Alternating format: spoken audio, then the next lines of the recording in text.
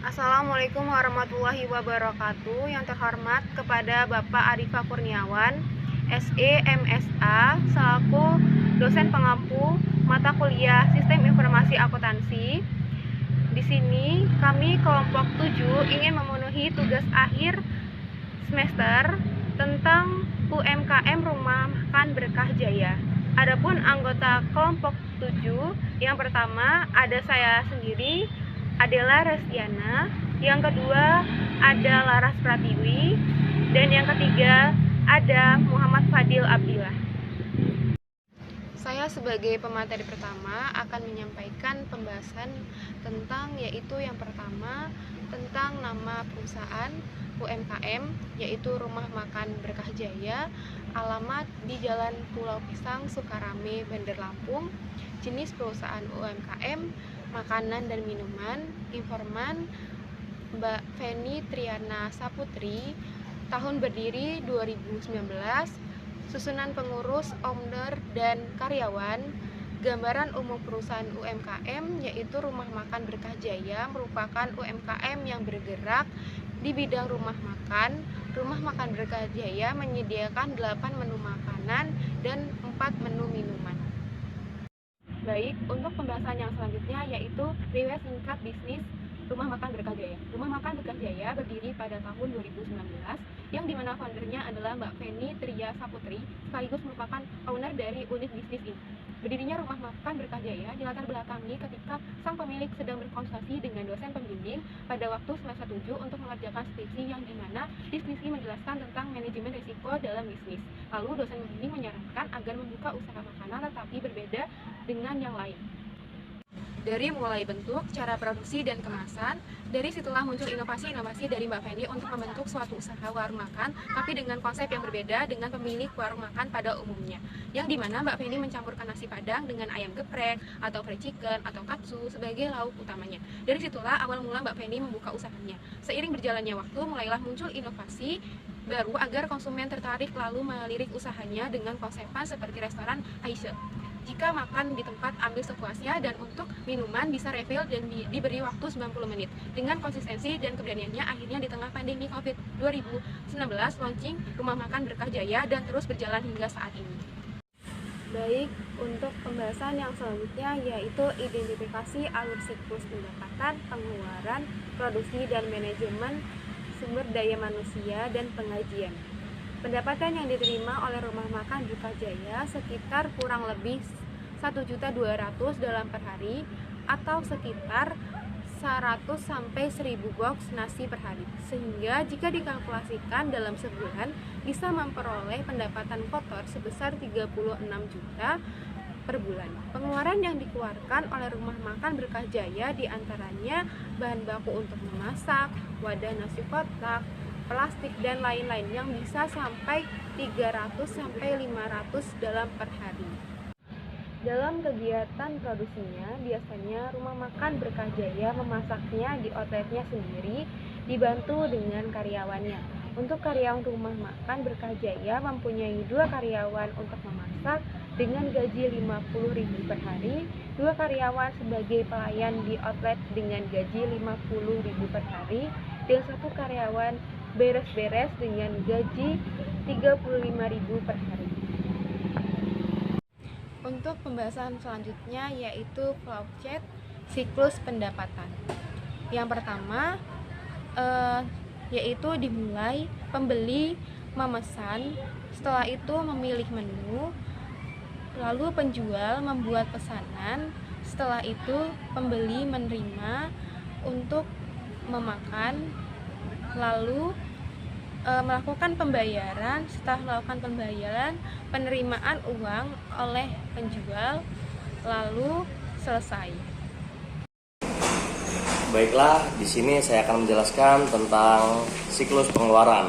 Jadi siklus pengeluaran UMKM Rumah Makan Berkah Jaya yang telah kami wawancarai, yang pertama dimulai dari pemilik outlet, dilanjutkan pemilik outlet memesan bahan baku. Setelah pemilik outlet memesan bahan baku, lalu dia pergi ke pasar untuk memeriksa bahan baku tersebut. Setelah itu pemilik outlet memesan bahan baku dan melakukan pembayaran. Setelah itu baru dibawa ke outlet. Itu tadi siklus pengeluaran yang dilakukan oleh Rumah Makan Berkah Jaya. Selanjutnya ada siklus produksi. Siklus produksi di Rumah Makan Berkah Jaya dimulai dari pemilik membuat pengelolaan pemesanan. Lalu dari membuat pengelolaan pemesanan itu, si owner ini membuat pesanan untuk disajikan pesanannya. Setelah itu si pemilik baru menyebarkan produksi tersebut kepada pelanggannya, lalu selesai. Selanjutnya ada siklus SDM dan penggajian, yang mana di sini pemilik memanajemen SDM-nya dan agar bisa tercapai gaji per hari yang telah disepakati oleh karyawan-karyawannya. Setelah gaji per hari itu dikeluarkan, baru karyawan dibayar selama jam kerjanya, yaitu kurang lebih 10 jam. Baiklah, itu tadi penjelasan yang dapat saya sampaikan. Terima kasih. Pembahasan yang selanjutnya yaitu identifikasi pengendalian internal dan kelemahan siklus pendapatan, pengeluaran, produksi, dan manajemen SDM dan penggajian. Yang pertama ada siklus pendapatan. A. Entry pesanan penjualan.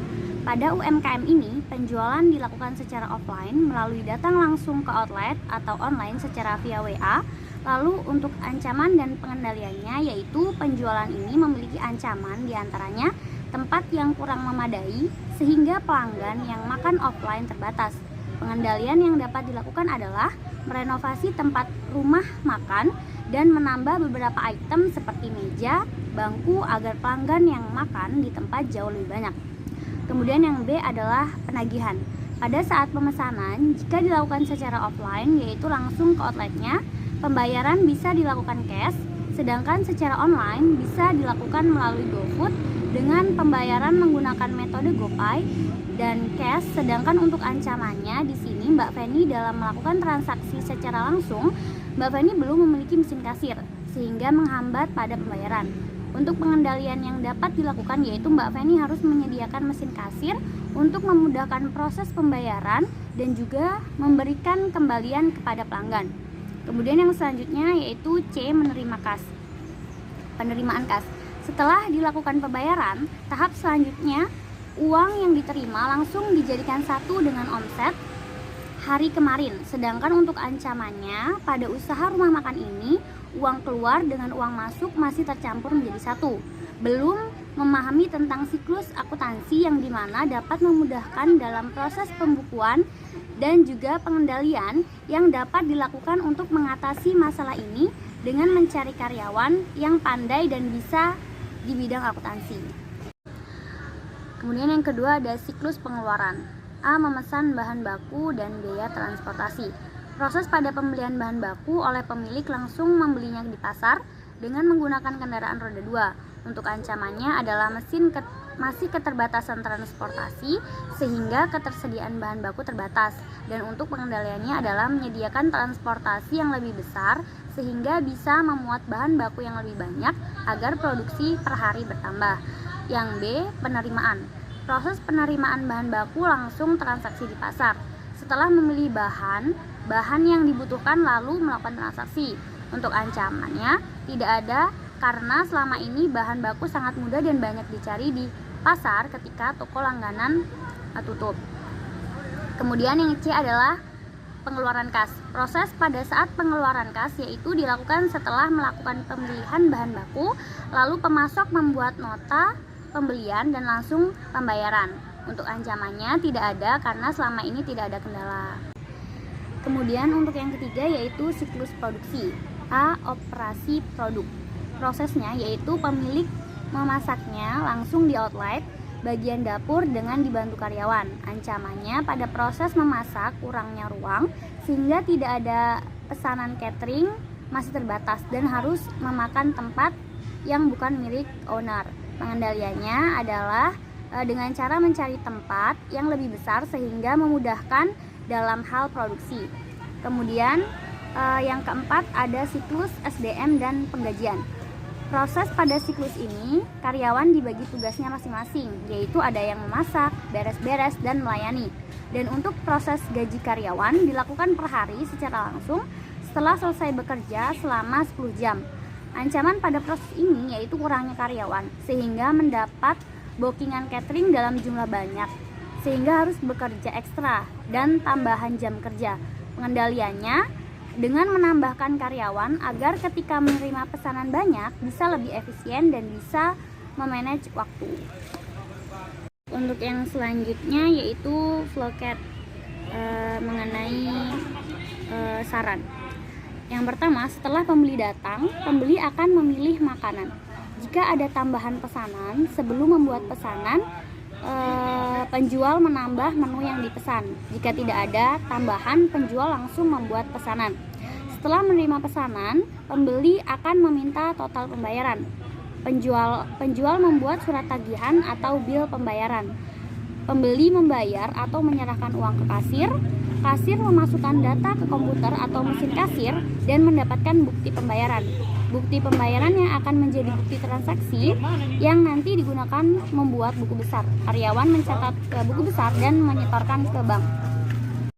Demikian pembahasan UMKM Rumah Makan Berkah Jaya dari kelompok 7. Kurang lebihnya kami mohon maaf dan kepada Allah kami mohon ampun. Saya akhiri. Wassalamualaikum warahmatullahi wabarakatuh.